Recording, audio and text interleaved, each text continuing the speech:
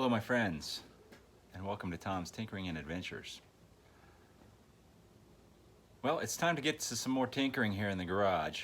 I've been busy doing yard work and making bread and all kinds of fun stuff like that, but looking at the calendar, these days just keep, like every day it seems like I'm a day closer to the end of the year or something. It's crazy, but desert season's coming up. And behind me, I got the Yamaha Rhino.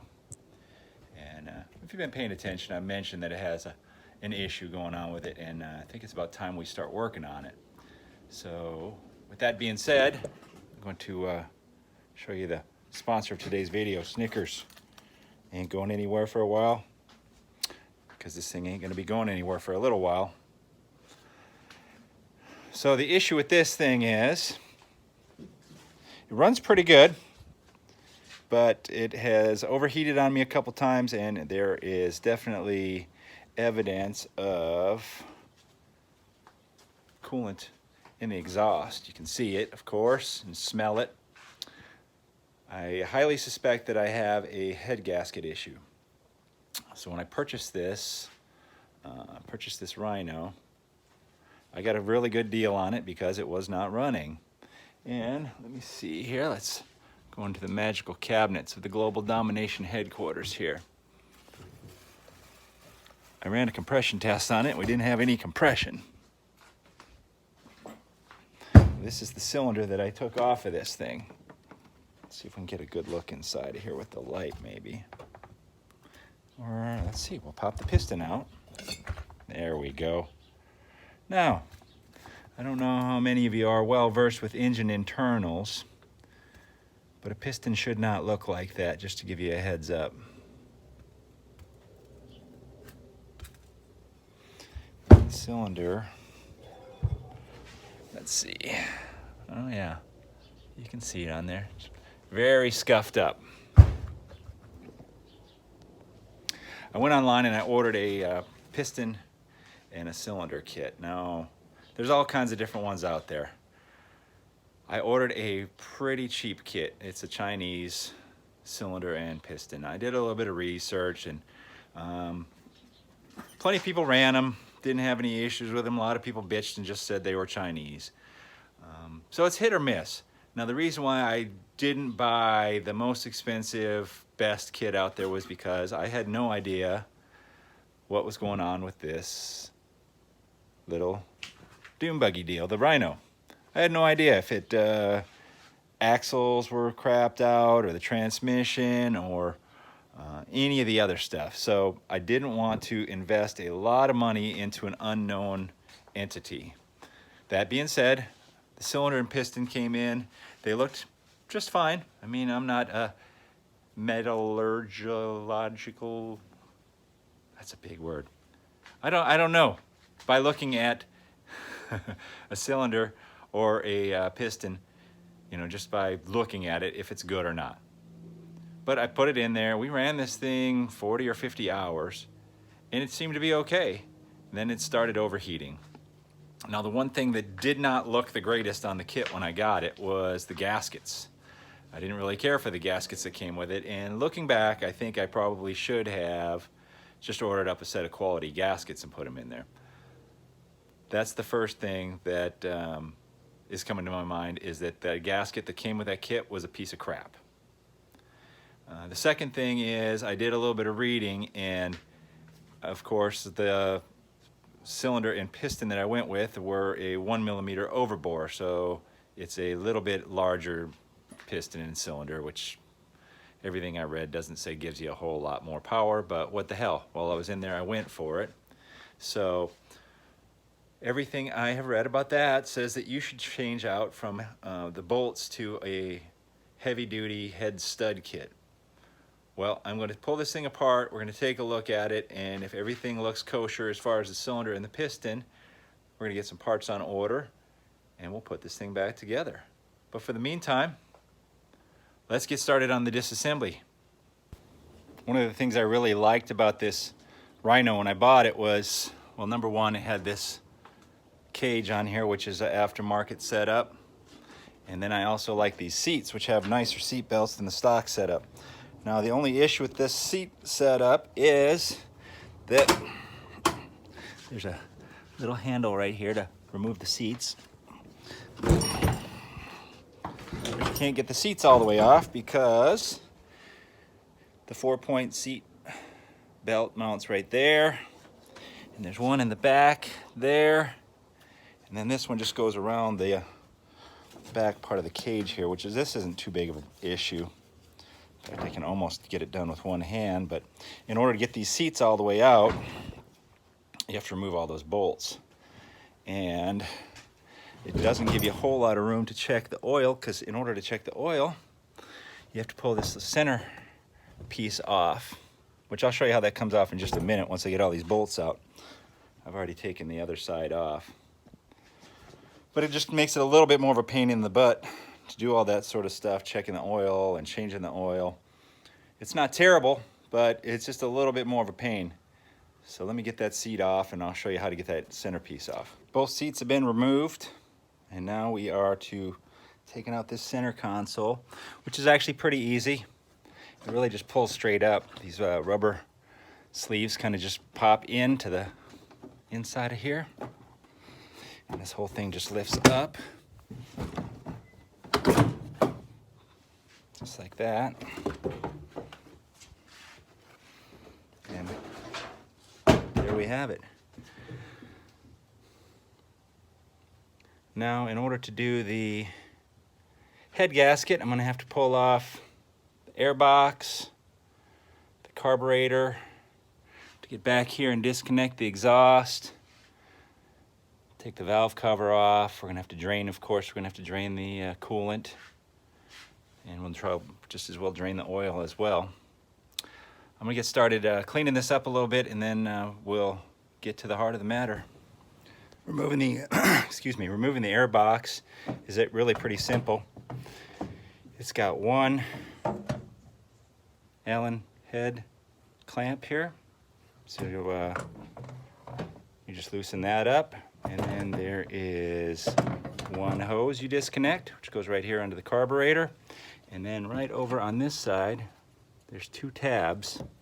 There's two of these little plastic, these are like trim type connectors, and of course one of mine is broken anyway, one of my tabs, so you just loosen them out and this whole thing will pop right out. And then for the carburetor, you have to disconnect the vacuum line here. Well, actually that's not even part of the carburetor. And then the fuel line comes out right there, which has a clamp. You use the pliers on it. Loosen up one Allen head screw on a clamp. And then, let's see if we got it loose enough. The carburetor can come out. And for this job, I could probably just set it right there and it's gonna be okay. There'll be plenty of room to work.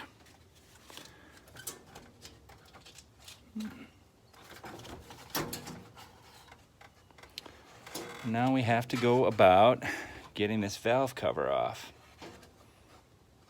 which is just a whole bunch of Allen head screws. And in our best interest will be to remove this piece of ducting here, which is for the CVT drive. So I'm going to take that off. We'll have a little bit more room to get back here. And we'll get this valve cover off. And then we'll start working on the exhaust. At this point, I've removed that piece of ducting here that goes from the CVT around the back. I've taken off the water coolant hose off the water pump here.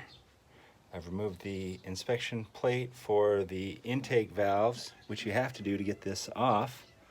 That's a mistake that you might make if you're not looking in the manual.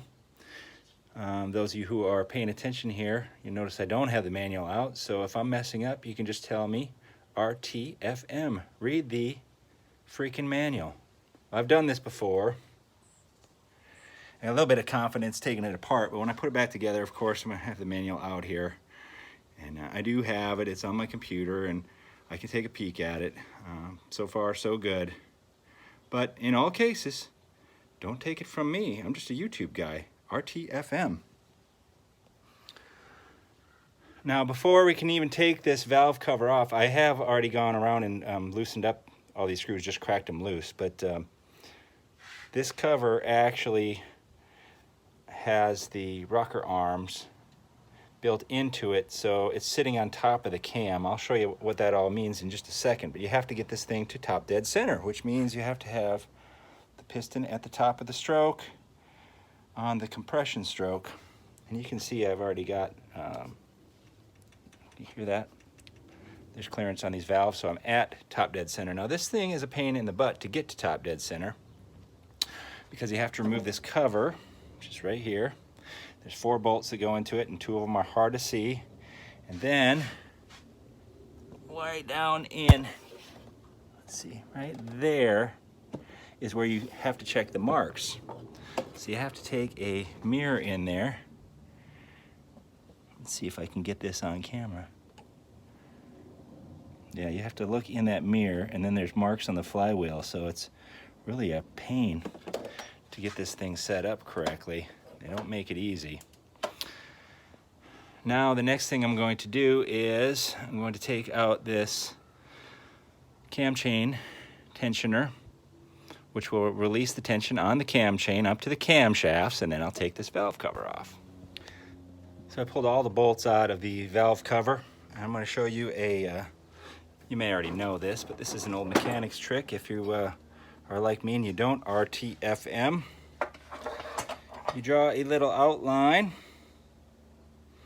of the cover or whatever it is you're taking off, and then you punch some holes in there. I use a small Phillips screwdriver in the appropriate area, so boom, and then you put the screws in there because, as you will notice, they're all different sizes, lengths, and even the center one's a little different material. Now, like I said, in the manual, that'll be there, but this is just a little backup, make it a little bit easier on yourself. So, valve cover is off. Now, some things you want to look for when you pull one of these off is, number one is these locating dowels. This one stuck with the valve cover, and that one stayed on the cylinder head. You can remove those. You got to be careful, like if you take a pliers and remove them, you can crush them. They make a special pliers just to take them off. Now this is the cam followers I pointed out. These ride right into this valve cover, and then these are actually the bearings that the cam rides in. They're not really even bearings, it's just a machined surface on here. So you want to check those closely for wear. We're going to take this over the bench and clean it all up. And there should be some marks on the other side of the cam. Let's go over and see if they're on there. It'll tell if we're on top dead center. Let's see if you can see this one here. See that little dot right there? And there's probably one on the back. You can maybe just see it right there. Get my light. Actually, yeah, we can't see the other one. So we're probably just a hair off of top dead center. That means we'd have to rotate the engine back this way just a little bit, but we're pretty close. And we'll verify all that once we take it off. Now, I've already removed the cam chain tensioner out of here, which provides the tension on our cam, surprisingly enough. Now, this one I can't remember. I may have to bust into the manual to take a look, but I think I have to take out this bolt here. You see it? And then we have to rotate this thing 180 degrees and take out the other one. I don't think that this cam chain comes off as simply as that. Some motorcycles and quads and other overhead cam toys like that, you can remove the cam chain without having to take the gear off, but this one I think I have to take the gear off. So I will look into that. And then all we have remaining to get this cylinder head off is, there's 4 bolts, if I remember right. 1, 2, 3, 4. And then on the back, of course I have to take these exhaust manifold bolts or nuts off of these studs and get these head pipes out of the way. And then there should be, wait, there's one there and I believe there's just one in the back. Bolts that go up from the cylinder to the cylinder head. So let me get a look at this, and I'll start getting some of these things loose, and then I'll show you how this cylinder head comes off. We've made a little bit of progress here. I got the cam out, and I did have to remove these two bolts. So in the position it was in, I loosened up one, rotated the engine 180 degrees, took out that one, and then rotated it back to top dead center so it would still be where it needs to be, and then remove the other top cam bolt. And on this cam, it has these little items here. So when you take the bolt out, you got to make sure you take that out, because I removed one and I started to turn it, and then I noticed that that was on there, and if that would have dropped down into the engine, it would have been a pretty big pain in the ass. And these are all part of the automatic decompression system. If you look on the end of the cam, it's got these two little nubs there. So when you put it back together, you have to have this thing all lined up. And that's where RTFM is going to come in. Read the freaking manual, and it'll tell us how to do all that. Like, I remember it a little bit, but you know, we're going to want to look up torque values and all that sort of stuff. All right, so when you remove a cam, what you're going to want to do is tie up this cam chain. So I use a piece of safety wire, and I just tied it up to the back of this roll bar for now. And then I also removed this rear cam chain guide, which goes in like that. Now I put it back in. Let's see if we can get it back out. I'm gonna have to get a screwdriver to pull that out. But I have also removed 1, 2, 3, 4, 5, and then on the back 6 of the head bolts. I have one remaining right here. So let me grab a screwdriver, pop this out. We'll come right back. We'll pull that last head bolt out, and we'll get the cylinder head off. One of the things I really like about filming my mechanic work is I can cut it and only show you the good stuff. Now, working on this Rhino is great because there's so many places for things to fall. So I just wanted to show you this little flexible magnet tool. It's one of my favorite things when I drop wrenches and stuff. You don't get to see it on here, but I get to spend a little bit of extra time picking things up and making up some new words. So I have loosened up this last bolt. Now, a word of caution on these as well. Each one of these bolts has a washer. So if you're not careful and you don't pull these washers off, when you lift this thing out of here, it doesn't always come out nice and smooth. And you'll drop these washers, and where do they go? If you don't find them, then you're always thinking, well, it could be inside the engine somewhere. Now, here's the trick. How do you get this thing up and over this? So what you do is you lift it up, then you untie it. Untie the wire or string or whatever you're using. So there, I've got it off. I'm untying this. I'll just tie that back on up here. Oops, and I dropped the cylinder head. Well, luckily it only fell half a foot. Oh yeah. The joys of trying to run a camera and work at the same time. All right, let's see what we got here.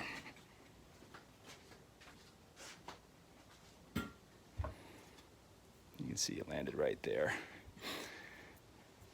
A little bit of dirt and stuff on here. We'll get her all cleaned up. And let's go check out the head gasket. And this is what I suspect has failed on us. And you can see here's the water jackets, and you can see it looks like it failed right there, would be my guess.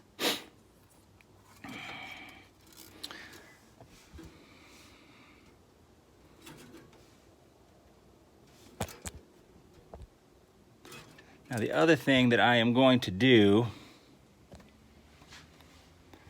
is I am going to bring this cylinder head in, especially after I just dropped it a couple inches. Jeez, can't believe I did that. I'm gonna bring this in and get this thing surfaced So I'll take it into a machine shop, and then they'll just put it on, and they have a machine to make sure it's perfectly level. And then they would just sand it, and they're going to sand off about a fraction of a millimeter. But that'll make sure that I have a good sealing surface there. I'm also going to look very closely at this thing to make sure I don't see anything else that looks like it could be a problem. But the piston looks good. I'll drop the piston all the way down and check the cylinder, and we'll clean all that up. But let me get out of the light there. All in all, a good morning's work. We got the cylinder head off. Now I need to get that checked out and start ordering some parts. And then we'll go to part 2 of this series, putting it back together. Thank you very much for watching. Get out there and find your adventure. Adios.